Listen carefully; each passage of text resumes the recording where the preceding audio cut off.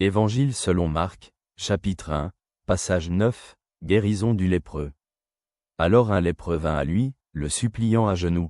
« Si tu veux, tu peux me purifier. » Jésus, ému de compassion, étendit la main, le toucha et dit : « Je le veux, sois purifié. » Aussitôt, la lèpre le quitta et il fut purifié.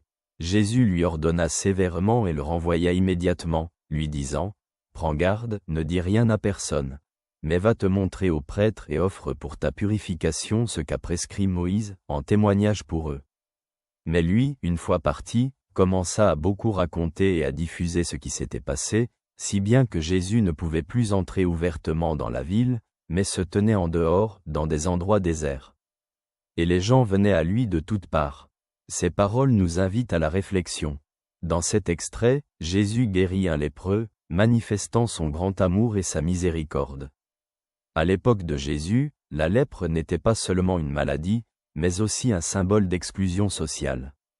Un lépreux était considéré comme impur, rejeté par la société, et Jésus, en dépit de cette barrière sociale, tend vers lui la main.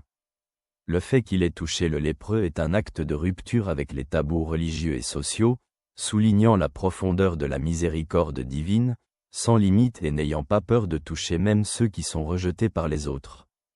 Jésus ne guérit pas seulement le corps, mais réintègre cet homme dans la communauté, dans une vie pleine. Ce qui se passe est aussi le témoignage de sa disposition au sacrifice, car il savait que cette interaction aurait des conséquences, il ne pouvait plus circuler librement dans les villes, ce qui montre comment ces miracles suscitaient un grand intérêt, mais compliquaient aussi sa mission.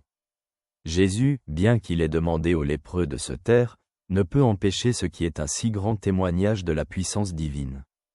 Pour nous, c'est un rappel que les miracles de Dieu ont leur place et leur but, et que leurs effets vont bien au-delà de notre contrôle.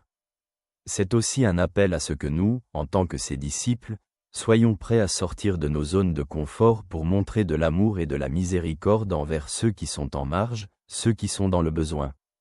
Jésus nous appelle à tendre la main à ceux qui sont rejetés, non seulement physiquement, mais aussi émotionnellement ou socialement. La réflexion contemporaine sur cet extrait nous incite à nous demander comment nous pouvons imiter Jésus en franchissant les frontières et les barrières dans notre vie quotidienne. Pouvons-nous atteindre ceux qui sont marginalisés ? Jésus montre que le véritable amour est prêt à sacrifier et à s'ouvrir à l'autre, peu importe à quel point la société peut le rejeter. Je suis content d'avoir pu être avec toi. Salutations.